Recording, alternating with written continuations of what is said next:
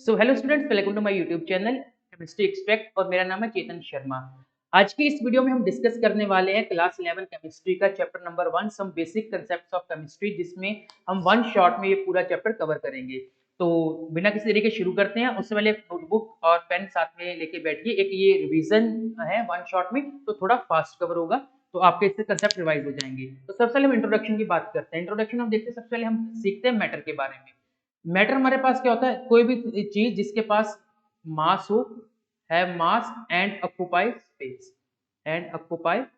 उसे हम क्या बोलते हैं? उसे हम मैटर बोलते हैं। और मैटर हमारे पास दो तरह का होता है, एक हमारे पास इम्प्योर मैटर होता है, एक हमारे पास प्योर मैटर होता है। प्योर मैटर में हमारे पास आ जाते हैं एलिमेंट्स एंड कंपाउंड्स आ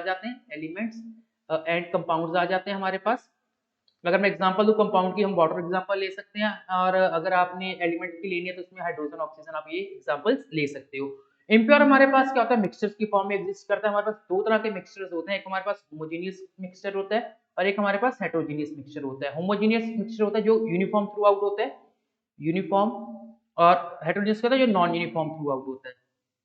फटाफट से एक एग्जांपल समझ लेते हैं। यूनिफॉर्म, जैसे आपने सॉल्ट को वाटर में मिक्स कर दिया, तो आप देखोगे कि सॉल्ट पानी में पूरा कंप्लीटली यूनिफॉर्मली डिस्ट्रीब्यूट हो जाता है। अगर आप पहली सिप लोगे और लास्ट सिप लोगे, सेम ही टेस्ट आएगा। तो ये हमारे पास एक यूनिफॉर्म कॉम्पोजिशन हो जाती है, जो होमोजेनियस मिक्सचर है। हेटेरोजेनियस में अगर आपने वही सेम चीज सैंड को वाटर में डाल दिया, अगर आपने सैंड को वाटर में डाल दिया, आपको सैंड और वाटर अच्छी तरीके से मिक्स नहीं होते, दोनों में बाउंड्री विजिबल होगी आपको, तो वो हमारे पास क्या हो जाता है? एक हेटेरोजेनियस मिक्सचर की एग्जांपल हो जाती है। तो एक थोड़ा सा इंट्रोडक्शन का मैटर के बारे में। इसके अलावा जो मैटर हमारे पास थ्री स्टेट्स में एग्जिस्ट करता है, हमारे थ्री स्टेट्स ऑफ मैटर होती हैं। वो कौन कौन सी स्टेट्स होती है हमारे पास? हमारे पास होती है, एक सॉलिड होती है, लिक्विड होता है और गैस होता है। हालांकि इसके अलावा भी हमारे पास स्टेट्स एग्जिस्ट करती है, और बेसिकली मैटर जो नॉर्मल कंडीशंस में इन्हीं तीन हमारे पास जो फिजिकल स्टेट है उनमें एग्जिस्ट करता है। उसके बाद सेकंड हम चलते हैं लॉज ऑफ केमिकल कॉम्बिनेशन में। इसके पीछे वाला टॉपिक जो है इस साल सेशन ऑफ 2020-23 में डिलीटेड है। इसके बाद नेक्स्ट हमारे पास आता है law of chemical combination. Law of chemical combination का मतलब क्या होता है कि एटम्स कैसे सारे कंबाइन करते हैं हमारे पास मॉलिक्यूल बनाने के लिए। तो हमारे पास टोटल 5 लॉज है सिलेबस में, जिसमें हमारे पास है laws of conservation of mass. सबसे पहले आता है law of conservation of mass. क्या कहता है कि आप मास को ना ही खुद बना सकते हो, मास can neither be created nor be destroyed, मतलब आप ना तो मास को खुद बना सकते हो, ना ही मास को खुद खत्म कर सकते हो। फॉर एग्जांपल क्या मतलब कि अगर आप रिएक्शंस में रिएक्टेंट प्रोडक्ट में कन्वर्ट हो रहे हो, अगर आपके पास रिएक्टेंट 10 ग्राम है तो प्रोडक्ट भी आपके पास 10 ग्राम ही बनेंगे। तो ये हमारा लॉ ऑफ कंजर्वेशन ऑफ मास होता है। हालांकि इसकी कुछ एक्सेप्शंस भी, ऐसे न्यूक्लियर रिएक्शंस वगैरह में ये एप्लीकेबल नहीं होता है। नेक्स्ट हमारे पास होता है law of definite proportion. Law of definite proportion क्या कहते हैं कि अगर आप कोई भी दो एलिमेंट्स, जैसे लेट अस से हाइड्रोजन है और एक ऑक्सीजन है, ठीक है, अब ये दोनों मिलकर हमारे पास वाटर बनाते हैं, हमें पता है। तो कहते हैं कि जो ये वाटर है, ठीक है, वाटर में हमेशा ही जो हाइड्रोजन और ऑक्सीजन की रेशियो होगी बाय मास, वो कितनी होगी? 1:8 होगी। देखो अगर अपन निकालने सीधा भी निकाल सकते हो यहाँ पे, तो H2 कितना मास है? 2। ऑक्सीजन का हमें पता कितना मास होता है? हमारे पास 16 होता है।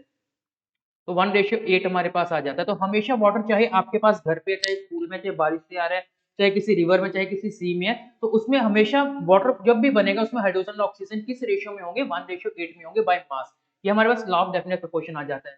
नेक्स्ट हमारे पास आता है लॉ ऑफ मल्टीपल प्रोपोर्शन। देखो लॉ ऑफ मल्टीपल प्रोपोर्शन को हम एग्जांपल से समझेंगे, तो डेफिनेशन से ज्यादा क्लैरिटी हमारे पास नहीं आती है। कहते हैं कि अगर आपके पास कोई भी दो एलिमेंट एक दूसरे से, जैसे मैं एग्जांपल वाटर के और हाइड्रोजन पेरोक्साइड की बात करता हूँ। देखो कि अगर आपके पास कोई भी दो एलिमेंट है, हाइड्रोजन और ऑक्सीजन है, ये एक से ज्यादा तरीके से कंबाइन कर सकते हैं। जैसे एक तो ये कंबाइन करके हाइड्रोजन पेरोक्साइड बना सकते हैं, एक आपके पास एक कंबाइन करके वाटर बना सकते हैं। देखो है दोनों में क्या? हाइड्रोजन एंड ऑक्सीजन ही है। पर तो यही पे लॉ ऑफ मल्टीपल प्रोपोर्शन आता है। कहते हैं कि अगर दो एलिमेंट्स एक से ज्यादा तरीके से कंबाइन करके डिफरेंट डिफरेंट आपके पास कंपाउंड्स बनाते हैं, तो अगर आप उनमें से एक का मास फिक्स रख लो, जैसे पहले हाइड्रोजन पेरोक्साइड में देखो और वाटर में देखो, तो हाइड्रोजन पेरोक्साइड में ऑक्सीजन का मास कितना है? 2 ग्राम, और वाटर में भी ऑक्सीजन का हाइड्रोजन का मास कितना है? 2 ग्राम। अगर हम ऑक्सीजन के मास की बात करते हैं, हाइड्रोजन पेरोक्साइड में कितने हैं? 16 × 10⁻32 ग्राम, और वाटर में वही कितना है? 16 ग्राम। तो लॉ ऑफ मल्टीपल प्रोपोर्शन क्या कहते हैं? अगर आप किसी भी एक एलिमेंट का मास फिक्स रख लो, जैसे यहाँ पे हाइड्रोजन का मास हमने फिक्स रख लिया 2 ग्राम, तो दूसरे एलिमेंट है, दोनों केसेस में उनका जो रेशियो आपस में क्या होगा? सिंपल होल नंबर रेशियो होगा। यहाँ पे 2:1 आ रहा है। यही हमारे पास क्या? लॉ ऑफ मल्टीपल प्रोपोर्शन है। यही same carbon dioxide, carbon monoxide में, सल्फर डाइऑक्साइड, सल्फर ट्राइऑक्साइड में, नाइट्रोजन के ऑक्साइड्स में, हर जगह ये एप्लीकेबल हो जाता है।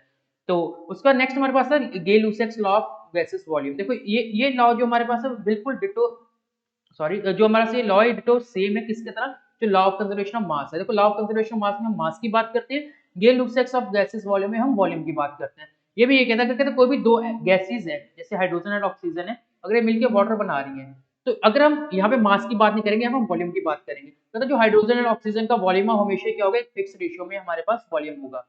लॉ ऑफ कंजर्वेशन मास में मास फिक्स रेशियो में होता है, Gay Lussac's of law of gases volume में हमारे पास क्या है, जो गैस का वॉल्यूम है वो फिक्स रेशियो में होता है। लास्ट हमारे पास आता है एवोगैड्रो लॉ। एवोगैड्रो लॉ देखो हमारे पास क्या कहते हैं हमें, एवोगैड्रो आपने कहाँ पे वर्ड सुना, आपने एवोगैड्रो नंबर सुना होगा। एवोगैड्रो नंबर एन से रिप्रेजेंट करते हैं, जो कि हमारे पास होता है 6.022 × 10⁻23। और ये टर्म कहाँ पे आती है, मोल कंसेप्ट में आती है। मोल कंसेप्ट में हमारे पास ये टर्म आती है। मोल कंसेप्ट कहते हैं 1 मोल जिस मर्जी चीज का हो, चाहे 1 मोल ऑक्सीजन का ले लो, चाहे 1 मोल ऑफ हाइड्रोजन का ले लो, 1 मोल सोडियम का ले लो, उन सभी में जो एटम्स है वो सेम रहते हैं, 6.022 × 10⁻23। यही एवोगैड्रो लॉ कहता है। अगर आप कहते हैं कोई भी दो गैसेस का, कोई भी दो चीजें, कोई भी दो चीजें, जैसे लेट्स से हाइड्रोजन और ऑक्सीजन की बात करता हूँ, और इन दोनों का मैं वॉल्यूम सेम ले लेता हूँ, जैसे 1 वॉल्यूम ले लिया। अगर आपको वॉल्यूम से कंफ्यूजन हो रही है, आप मोल कंसीडर कर लो, दोनों का हमने अगर क्वांटिटी सेम लेनी है, ठीक है, 1 मोल ले लिया दोनों में, तो कहते हैं कि इन दोनों में जो अब एटम्स होंगे वो क्या होंगे, सेम होंगे। अगर इन दोनों की जो कंडीशंस है, मतलब अगर एक आपके पास हाइड्रोजन का सिलेंडर है, एक आपके पास ऑक्सीजन का सिलेंडर, दोनों सेम टेम्परेचर सेम प्रेशर पे पड़े हुए हैं, और उन दोनों का जो वॉल्यूम है, वन वॉल्यूम दोनों में है, तो उन दोनों में जो नंबर ऑफ पार्टिकल्स है वो भी क्या होंगे, बिल्कुल सेम होंगे, दोनों में इक्वल होंगे। यही हमारे पास एवोगैड्रो लॉ आता है। उसके बाद नेक्स्ट हम देखते हैं, नेक्स्ट हमारे डेल्टन एटॉमिक थ्योरी आती है। डेल्टन एटॉमिक थ्योरी के हमारे पास टोटल 6 पॉइंट्स आते हैं। तो देखो डेल्टन एटॉमिक थ्योरी हमें क्या कहती है कि सबसे पहला पॉइंट इसका ये कि all matter is made up of very tiny particles, just 1 second, all matter is made of very tiny particles called atom. जैसे मैंने स्टार्टिंग में बताया कि जो मैटर है वो सारा का सारा सबसे छोटे पार्टिकल से बना है, उससे हम क्या बोलते हैं, एटम्स होते हैं। फिर सेकंड पॉइंट है atoms are individual particles which can neither be created nor be destroyed. और जो आपके पास एटम्स है, ना तो आप उसे खुद बना सकते हो और ना ही आप उसको खुद खत्म कर सकते हो। तो मतलब ये लॉ बाद में मतलब ये गलत प्रूव हो गया था हमारे पास ये पॉइंट, क्योंकि हमें पास पता है कि एटम्स के अंदर इलेक्ट्रॉन्स, प्रोटॉन्स, हमारे पास न्यूट्रॉन्स, ये सारे एग्जिस्ट करते हैं। थर्ड पॉइंट है कि एटम्स कहते हैं, अगर जैसे आप आयरन के एटम देख रहे हो, आयरन है आपके पास, आयरन के एटम्स आपस में सारे सेम होंगे, उनकी प्रॉपर्टीज भी सेम होगी, सारा कुछ सेम होगा। अगर आप फोर्थ पॉइंट कहते हैं, अगर आप दो डिफरेंट एलिमेंट्स के एटम्स कंपेयर करते हैं, एक आपने आयरन ले लिया, एक आपने सोडियम ले लिया, तो इन दोनों के एटम्स आपस में कंप्लीटली डिफरेंट होंगे, उनकी प्रॉपर्टीज वगैरह कंप्लीटली डिफरेंट होंगी। फिफ्थ हमारे पास कहता है कि जो एटम्स है हमेशा सिंपल होल नंबर्स में कंबाइन करते हैं कंपाउंड बनाने के लिए। जैसे हाइड्रोजन और ऑक्सीजन अगर कंबाइन करके वाटर बना रहे हैं, तो हाइड्रोजन और ऑक्सीजन हमेशा, जैसे हमने पीछे डिस्कस किया था, एक फिक्स रेशियो में कंबाइन करेंगे। सिक्स कहता है relative number and kind of atoms are constant in a given compound. कहते हैं भाई कि अगर कोई भी आपके पास कंपाउंड है, उसमें जो हाइड्रोजन एंड ऑक्सीजन है, इनके जो मतलब सारी प्रॉपर्टीज लगभग क्या हमारे पास सेम रहेंगी। नेक्स्ट हम करते हैं, नेक्स्ट हमारे एटॉमिक मास के बारे में आ जाता है। एटॉमिक मास क्या होता है, मतलब मॉलिक्यूलर मास क्या होता है, फॉर्मूला यूनिट मास क्या होता है। देखो एटॉमिक मास हमारे पास क्या होता है, सिंपली जो आप बोलोगे कि जो एटम का मास होता है, पर इसको हमें थोड़ा सा तरीके से डिफाइन करना है। तो एटॉमिक मास को हम रिप्रेजेंट करते हैं एएमयू में, एटॉमिक मास यूनिट में, जिसे अब रिप्लेस कर दिया अकेली यू में, रिप्लेस कर दिया यूनिफाइड मास में। तो 1 यू किसके इक्वल होता है, कहते हैं 1/12 ऑफ मास ऑफ कार्बन 12। अगर आप कार्बन 12 आइसोटॉप का 1/12 कर दो तो 1 यूनिट के इक्वल आ जाएगा, 1 यूनिफाइड मास के इक्वल आ जाएगा। देखो कैसे, 1/12 और मास ऑफ कार्बन 12 हमारे पास कितना 12 होता है, कट हो जाएगा तो कितना आ जाएगा, 1 यूनिट। तो ये हमारे पास मतलब एटॉमिक मास होता है, और जितने हमारे पास एटॉमिक मास है वो सारे सारे किससे कंपेयर करते हैं, 1/12 ऑफ मास ऑफ कार्बन 12 से कंपेयर करते हैं। ठीक है, एटॉमिक मास में फिर हमारे पास एक आगे एक कंसेप्ट आता है एवरेज एटॉमिक मास का। एवरेज एटॉमिक मास क्या होता है, कहते हैं अगर आपके पास कोई भी एक एलिमेंट है वो एक से ज्यादा आइसोटॉपिक फॉर्म में एग्जिस्ट कर रहा है, जैसे कार्बन है, कार्बन 12 भी एग्जिस्ट करता है, कार्बन 14 भी एग्जिस्ट करता है, तो इस केस में हम एटॉमिक मास कैसे निकालते हैं, जो एटॉमिक मास हम लेते हैं किसी भी एटम का, वो हम एवरेज एटॉमिक मास लेते हैं। और एवरेज एटॉमिक मास कैसे कैलकुलेट करते हैं, लेट अस से कहते हैं जो कार्बन 12 है वो आपके पास एक अजम्पशन मान लेते हैं, एग्जैक्ट वैल्यूज को छोड़ के, ये x% है, लेट्स से जो कार्बन 14 है वो y% की फॉर्म में एग्जिस्ट करता है। तो हम एवरेज एटॉमिक मास कैसे निकालेंगे, फर्स्ट आइसोटोप का मास कार्बन 12 का 12 into its परसेंटेज जो कि x है, x/100, प्लस सेकंड आइसोटोप का मास कार्बन 14 है, उसका मास कितना 14 होता है, into its परसेंटेज y/100। इसको सॉल्व करके जो भी आपके पास आंसर आएगा वो कार्बन का क्या आ जाएगा, एवरेज एटॉमिक मास हमारे पास आ जाएगा। उसके बाद हम नेक्स्ट चीज डिस्कस करते हैं molecular mass. Molecular mass, molecular mass होता है किसी भी मॉलिक्यूल का मास, जैसे वाटर है, तो अगर इसमें जितने भी एटम्स लगे उन सभी का मास ऐड कर दोगे तो आपके पास क्या आ जाता है, मॉलिक्यूलर मास आ जाता है। फॉर एग्जांपल से H2 है हमारे पास, यहाँ पे हाइड्रोजन का मास कितना 2 आ गया और ऑक्सीजन का 16 आ गया, तो जो वाटर का मॉलिक्यूलर मास कितना आ गया, 18 यूनिट आ गया। सिमिलरली ग्लूकोज का आप निकाल सकते हो 6 6 12 4 6, कार्बन 6 लगे, 6 into 1 कार्बन का मास 12 होता है, प्लस 12 हाइड्रोजन लगी है, एक हाइड्रोजन का मास 1 होता है, प्लस 6 ऑक्सीजन लगे और एक ऑक्सीजन का मास 16 होता है। इस सभी को सॉल्व करके जो भी आपके पास मास आएगा वो आपके पास क्या आ जाएगा, ग्लूकोज का मॉलिक्यूलर मास आ जाएगा। फिर हमारे पास यहाँ पे एक नई टर्म आती है, that is formula unit mass. देखो फॉर्मूला यूनिट मास भी कुछ नहीं है, ये भी हमारे पास मॉलिक्यूलर मास ही होता है, मॉलिक्यूलर मास ही है, बट जब मॉलिक्यूल क्या हो, आयनिक हो। जैसे NaCl का अगर आप मॉलिक्यूलर मास निकालोगे तो उसको मॉलिक्यूलर मास की बजाय उसको फॉर्मूला यूनिट मास बोल देते हैं। वही सेम मेथड है। हमारे पास सोडियम का 23 मास होता है, क्लोरीन का 35.5 होता है, इसको ऐड करके हमारे पास कितना आ जाएगा, सोडियम क्लोराइड का मॉलिक्यूलर मास, और उसको हम क्या बोल देंगे, फॉर्मूला यूनिट मास बोल देंगे। याद रखना फॉर्मूला यूनिट मास क्या होता है, आयनिक मॉलिक्यूल्स का जो आपके पास है मॉलिक्यूलर मास है, उसी को हम फॉर्मूला यूनिट मास बोल देते हैं। उसका नेक्स्ट हमारे पास आता है मोल कंसेप्ट। मोल कंसेप्ट में भी मैंने रिसेंटली वीडियो अपलोड की थी, वो आपको ऊपर आई बटन पे मिल जाएगी, तो वो आप चेक कर सकते हो पूरा डिटेल में मोल कंसेप्ट। तो इसको मैं यहाँ पे स्किप करता हूँ, वहाँ पे आप न्यूमेरिकल्स के साथ उसे देख सकते हो। फिर हमारे पास है परसेंटेज कंपोजिशन। तो देखो परसेंटेज कंपोजिशन का मतलब क्या है, जैसे फॉर एग्जांपल आपके परसेंटेज हम, जैसे आपका एग्जाम हुआ है, ठीक है, एग्जाम में आपकी परसेंटेज आती है, ठीक है, तो जैसे 500 में से है, पर उसमें 500 जो आपकी टोटल परसेंटेज है, इंडिविजुअली सब्जेक्ट को जोड़ के बनती है ना, सेम इसी तरह यहाँ पे हमारे परसेंटेज कंपोजिशन होती है। फॉर एग्जांपल कि इसमें हमने निकालना है, जैसे ये वाटर हमारा फेवरेट वाटर, ये देख लेते हैं कि ये पूरे कंपाउंड में किसी एक एटम की कितनी परसेंटेज है, उसे हम परसेंटेज कंपोजिशन बोलते हैं। और ये कैसे निकालते हैं, बड़ा इजी है। देखो जैसे लेट से मैंने वाटर में हाइड्रोजन की कंपोजिशन निकाली, तो हाइड्रोजन की कैसे परसेंटेज कंपोजिशन निकालोगे, इस पूरे मॉलिक्यूल में हाइड्रोजन का कितना मास है, इस पूरे में कितना है, 2 है, डिवाइडेड बाय जो टोटल मास है, परसेंटेज ऐसे निकालते हैं ना, जितने आपके नंबर आए हैं डिवाइड बाय टोटल इनटू 100। तो यहाँ पे जितना हमारे पास हाइड्रोजन का मास है वो डिवाइड बाय टोटल मास कितना मॉलिक्यूल का वाटर का 18 होता है इनटू 100, तो ये आपके पास क्या आ जाएगी, हाइड्रोजन की परसेंटेज आ जाएगी। सिमिलर इसमें आप ऑक्सीजन की निकाल सकते हो। ऑक्सीजन कैसे निकालेंगे, ऑक्सीजन का मास इस मॉलिक्यूल में कितने 16 है, डिवाइड बाय टोटल मास कितना 18 है इनटू 100, तो ये आपके पास क्या आ जाएगी, परसेंटेज कंपोजिशन आप ऐसे निकाल सकते हो। इसके बाद नेक्स्ट हमारे पास आता है एक concept empirical formula and molecular formula. देखो एम्पिरिकल फार्मूला क्या होता है, हमारे पास सिंपलेस्ट रिप्रेजेंटेशन एटम्स की, इसे भी मतलब फार्मूला है। देखो मॉलिक्यूलर फार्मूला जैसे C6H12O6, ये एक मॉलिक्यूलर फार्मूला हमारे पास किसका, ये हमारे ग्लूकोज का या फ्रक्टोज का मॉलिक्यूलर फार्मूला है। पर अगर मैं इसे सिंपल रेशियो में देखूं, मतलब ये नंबर अगर कट कर दो, ये 1 पे चला गया, 2 पे चला गया, 1 पे चला गया, तो ये CH2O ये क्या होगा, ये हमारे पास क्या होगा, एम्पिरिकल फार्मूला हो गया, इसे हम एम्पिरिकल फार्मूला बोल देते हैं। ठीक है, तो ये हमारे पास होता है। फिर हमें क्या होता है कि इसको कैलकुलेट करना होता है कि कैसे ये जो फार्मूलाज वगैरह हैं एग्जाम में इसके न्यूमेरिकल्स आते हैं, तो वो न्यूमेरिकल भी एक हम फटाफट देख लेते हैं। तो हमारे पास यहाँ पे जो न्यूमेरिकल आया वो न्यूमेरिकल है, a compound containing 4% hydrogen, 24% carbon, 71.65 of chlorine. Its molecular mass is 98.96 gram. What are its empirical and molecular formulas? तो इसे हम फटाफट कर लेते हैं। यहाँ पे कैलकुलेशन से मैं कर रहा टाइम बचाने के लिए, सिर्फ आपको फटाफट मैं बता दूं न्यूमेरिकल सॉल्व कैसे करते हैं। देखो सबसे पहले हम यहाँ पे सिंबल लिख देते हैं, हमारे कौन कौन से मतलब एलिमेंट्स गिवन है। एक हमारे पास हाइड्रोजन गिवन है, दूसरा हमारे पास यहाँ पे गिवन है कार्बन, और तीसरा हमारे पास गिवन है क्लोरीन। तो सबसे पहले हम यहाँ पे इनकी परसेंटेज लिख लेते हैं। परसेंटेज फर्स्ट की 4.07 है, सेकंड वाले की 24.27 है, और थर्ड वाले के हमारे पास 71.65 है। ये इनकी परसेंटेज है। तो हम मान लेते हैं कि परसेंटेज की फॉर्म में हम मान लेते हैं कि टोटल 100 होगा, 100% होता है, हम मान लेते हैं कि जो गिवन है टोटल 100 ग्राम मास गिवन है, 100 में से हाइड्रोजन 4.07 ग्राम गिवन है, कार्बन इतने ग्राम गिवन है, क्लोरीन इतने ग्राम गिवन है। तो परसेंटेज को हमने यहाँ पे मान लिया कि मास की फॉर्म में गिवन है। नेक्स्ट हम यहाँ पे लिख लेते हैं इनका एटॉमिक मास कितना होगा। एटॉमिक मास लिखना आपने, ठीक है। हाइड्रोजन एटॉमिक मास में पता 1 होता है, कार्बन का हमें पता 12 होता है, और क्लोरीन का हमें पास पता कितना 71.6 होता है। सॉरी, क्लोरीन का जो एटॉमिक मास है 35.5 होता है। मैं इसे एक सेकंड इरेज कर देता हूँ, कितना है 35.5 होता है। फिर नेक्स्ट हमें निकालना है number of moles. Number of moles कैसे, given mass upon molecular mass है एटॉमिक मास, तो हाइड्रोजन के यहाँ पे नंबर ऑफ मोल्स आएगा 4.07 ही आ जाएगा, कार्बन का 24.27 डिवाइडेड बाय 12 आ जाएगा, और क्लोरीन का 71.65 डिवाइडेड बाय 35.5 आ जाएगा। ठीक है, हमने नंबर ऑफ मोल्स निकालने, तो फिलहाल यहाँ पे मैं अप्रोक्सीमेट मान के कर देता हूँ, पर आपने अप्रोक्सीमेट ने अपने एग्जैक्ट पूरा डिवाइड करना है। तो यहाँ पे अगर वैसे सॉल्व करता हूँ, यहाँ पे 4 ही आ जाएगा, इसको 4 मान लेता हूँ, ये हमारे पास 2 आ जाएगा, और ये हमारे पास कितना आ जाएगा, ये भी 2 आ जाएगा।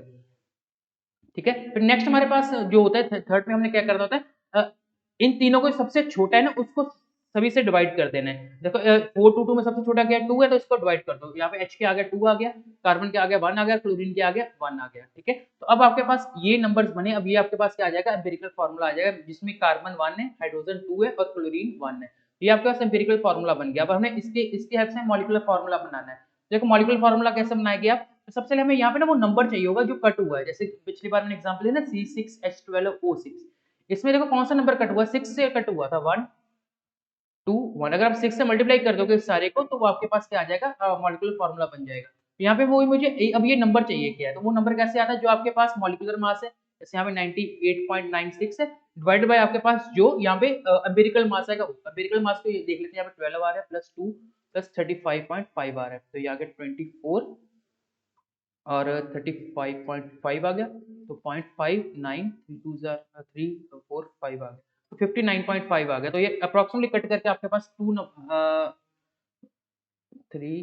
जस्ट 1 सेकंड देख लेते हैं। तो मतलब जो भी आपके पास यहाँ पे नंबर आया, तो मुझे टाइम लग रहा है, तो उसे हम मान लें, लेट से कोई भी नंबर आएगा, लेट से 2 आ गया नंबर हमारे पास, तो आप क्या करोगे, जो आपके एम्पिरिकल फार्मूला है सारे को आप 2 से मल्टीप्लाई कर दो, तो वो आपका आंसर आ जाएगा। तो कैलकुलेशन प्लीज थोड़ा सा आप एक बार चेक कर लेना, तो मैंने फटाफट रिवाइज करवा रहा हूँ, तो उसके अकॉर्डिंग मैंने फटाफट ये कर दिया है। उसके बाद नेक्स्ट हमारे पास स्टिशियोमेट्री हमारे पास आती है। तो स्टिशियोमेट्री हमारे पास क्या होता है, स्टिशियोमेट्री सिंपली कैलकुलेशन हमारे पास होती है केमिस्ट्री में with the help of a balanced chemical equation. देखो स्टिशियोमेट्री में हमारे पास क्या आता है कि जैसे इसको हम ना एक ये एग्जांपल की फॉर्म से समझते हैं। देखो आपको यहाँ पे ना स्टेटमेंट गिवन हुई है, calculate the amount of water in grams produced by combustion of 32 gram of methane.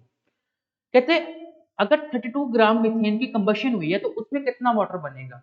तो देखो स्टिशियोमेट्री हम कैसे निकालते हैं, सबसे पहले हम इक्वेशन लिखेंगे किसकी, कंबशन ऑफ मीथेन। तो मीथेन CH4 है, इसके कंबशन की कंबशन मतलब हमने ऑक्सीजन के साथ रिएक्ट करवाया, तो इसके प्रोडक्ट्स कार्बन डाइऑक्साइड बनते हैं और वाटर बनते हैं हमारे पास। तो ये हमारे पास इक्वेशन आ गई।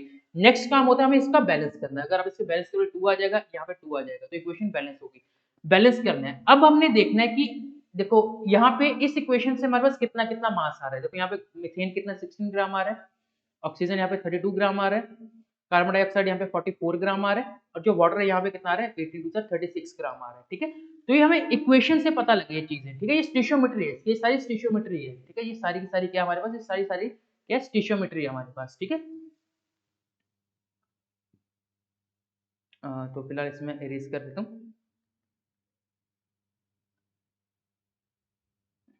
ओके, तो अब देखो, अब हमें इसी की हेल्प से जो गिवन स्टेटमेंट में गिवन है वो चीज हम निकालेंगे इसी की हेल्प से। देखो हम कैसे निकालेंगे, तो हमें स्टेटमेंट से ये पता लगा कि जो 16 ग्राम मिथेन है उसके कंबशन पे, ठीक है, कितना वाटर प्रोड्यूस हो रहा है आपके पास, 36 ग्राम वाटर प्रोड्यूस। ये हमारे पास इक्वेशन से स्टिशियोमेट्री से हमें पता लगा। ठीक है, अगर आप 16 ग्राम मीथेन की कंबशन करते हो आपका 36 ग्राम वाटर बनेगा। पर हमें किस में पूछा, हमें 32 ग्राम में पूछा है, तो पहले हम 1 ग्राम में देख लेते हैं, यूनिटरी मेथड लगाते हैं। 1 ग्राम मीथेन में कितना आ जाएगा 36/60, और हमें किस में 32 ग्राम में पूछा है, तो 32 ग्राम में कितना आ जाएगा आपके पास 36/16 इंटू 32, तो वो 32, 16 2 से 32 होता है, तो 36 टू 72, तो 72 ग्राम आपके पास वाटर प्रोड्यूस हो जाएगा। तो ये हमारी स्टिशियोमेट्री होती है। तो आई होप कि आपको ये चीज समझ में आ गई होगी। और जो भी आपके पास ये आगे बैलेंसिंग के बाद कोफिशिएंट आते हैं इसे हम स्टिशियोमेट्रिक कोफिशिएंट्स बोल देते हैं। उसका नेक्स्ट हमारे पास आती है रिएक्शन एंड सॉल्यूशन। सॉल्यूशन में जब कोई भी रिएक्शन होती है ना, उसको हम रिप्रेजेंट कंसंट्रेशन की फॉर्म में करते हैं, और उसका यूनिट क्या था, कंसंट्रेशन होता है। कंसंट्रेशन हम टोटल 4 जो क्वांटिटीज है उनमें हम रिप्रेजेंट कर सकते हैं। जैसे सबसे पहले हमारे पास मोलैरिटी आता है। मोलैरिटी का मतलब क्या होता है, मोलैरिटी हम निकालते हैं, मोलैरिटी होती है number of moles of solute, solute के नंबर ऑफ मोल्स होते हैं हमारे पास, divide by volume of solution in litre. ठीक है, तो ये मोलैरिटी का फॉर्मूला होता है। मोलैरिटी क्या होती है, ये भी number of moles of solute होती है हमारे पास, पर नीचे क्या होता है, mass of solvent in KG, mass of solvent in KG. ये याद रखना है, मोलैलिटी को स्मॉल m से रिप्रेजेंट करते हैं, मोलैलिटी को कैपिटल M से रिप्रेजेंट करते हैं। मोलैलिटी में नीचे वॉल्यूम होता है, मोलैलिटी में नीचे मास होता है, वो भी सॉल्वेंट का। मोलैलिटी में जो वॉल्यूम है वो सोल्यूशन का होता है। ये किसका वॉल्यूम है, ये हमारे पास सोल्यूशन का वॉल्यूम होता है पूरे का। ठीक है, अब इन दोनों में एक बहुत इंपॉर्टेंट क्वेश्चन है कि इन दोनों में कौन सा टेम्परेचर पर डिपेंड करता है। देखो मोलैलिटी में हम बात करते हैं नीचे वॉल्यूम है, और जो वॉल्यूम है हमें पता है वो टेम्परेचर के ऊपर डिपेंड करता है। टेम्परेचर पर डिपेंड करता है, तो मोलैरिटी टेम्परेचर पर डिपेंड करती है। अगर टेम्परेचर चेंज करोगे मोलैरिटी चेंज हो जाएगी। बट मोलैलिटी में नीचे क्या आपके पास मास है, जो मास है वो टेम्परेचर के ऊपर डिपेंड नहीं करता है, तो molality is independent of temperature. तो ये पॉइंट याद रखना, एग्जाम में बहुत ही इंपॉर्टेंट क्वेश्चन पूछ लिया जाता है, मोलैलिटी और मोलैलिटी में क्या डिफरेंस है। उसका नेक्स्ट हमारे पास रिप्रेजेंट मोल फ्रैक्शन की। मोल फ्रैक्शन को हम कैसे रिप्रेजेंट करते हैं, मोल फ्रैक्शन हम रिप्रेजेंट करते हैं पहले मोल फ्रैक्शन का मतलब आइए देख लेते हैं क्या होता है, देख लेते हैं। आपके पास कहते हैं कि कोई भी सोल्यूशन है, ठीक है, सोल्यूशन हमें पता है कि दो चीजों से बनता है, एक सोल्यूट से बनता है और एक सॉल्वेंट से बनता है। ठीक है, तो कम से कम किसी सोल्यूशन में दो कंपोनेंट तो होंगे, एक सल्यूट और एक सॉल्वेंट होगा। इससे ज्यादा भी हो सकता है, जैसे 2 सल्यूट 1 सॉल्वेंट, 3 कंपोनेंट भी हो सकते हैं, 4 भी हो सकते हैं। तो मोल फ्रैक्शन क्या होता है कि जैसे 2 कंपोनेंट है आपके पास, ठीक है, आपके पास 2 कंपोनेंट आ गए, 2 कंपोनेंट में से एक कंपोनेंट की कितनी फ्रैक्शन प्रेजेंट है, 2 कंपोनेंट में से एक की कितनी फ्रैक्शन प्रेजेंट है, वो हमारे मोल फ्रैक्शन होता है। लेट से आपके पास जो सॉल्यूट है उसे हम Na से रिप्रेजेंट करते हैं। Na क्या है कि नंबर ऑफ मोल्स ऑफ किसके सॉल्यूट के, और Nb लेट से हम मान लेते हैं नंबर ऑफ मोल्स ऑफ किसके सॉल्वेंट के, ठीक है। लेट से अब मोल फ्रैक्शन हम x से रिप्रेजेंट करते हैं, ठीक है, मोल फ्रैक्शन हम x से रिप्रेजेंट करते हैं। लेट से आपने मोल फ्रैक्शन निकालनी A की फ्रैक्शन निकालनी, टोटल में कितनी है, तो कैसे निकालोगे, जितने A के नंबर ऑफ मोल्स हैं वो divide by total number of moles कितने, Na plus Nb, total number of moles कितने। सिमिलरली अगर आपने सेकंड की मोल फ्रैक्शन निकाली, उसको second number of moles divide by total number of moles आपके पास आ जाते हैं, ठीक है। एक याद रखनी है कि हमेशा जो टोटल नंबर ऑफ मोल्स है तो टोटल मोल फ्रैक्शन हमारे पास, मैं यहाँ लिखता हूँ XA प्लस XB, टोटल हमेशा जो फ्रैक्शन हमारे पास मोल फ्रैक्शन वो कितनी 1 रहती है। लास्ट हमारे पास मास परसेंट आ जाता है। मास परसेंटेज कैसे निकालते हैं, mass of solute divide by mass of solvent into 100। तो ये हमारे मास परसेंट का फॉर्मूला हो जाता है। इसे m by m, mass by mass, या w by w, weight by weight भी बोल दिया जाता है, ठीक है। सो आई होप कि इससे हमारा ये चैप्टर खत्म हो जाता है, और आई होप कि आपको इस चैप्टर की रिवीजन इसी तरीके से होगी। अगर कोई डाउट्स आप नीचे कमेंट सेक्शन में पूछ सकते हो, कोई टॉपिक पूरी डिटेल में समझना है वो भी आप मुझे बता सकते हो। Thank you so much and have a good day, bye.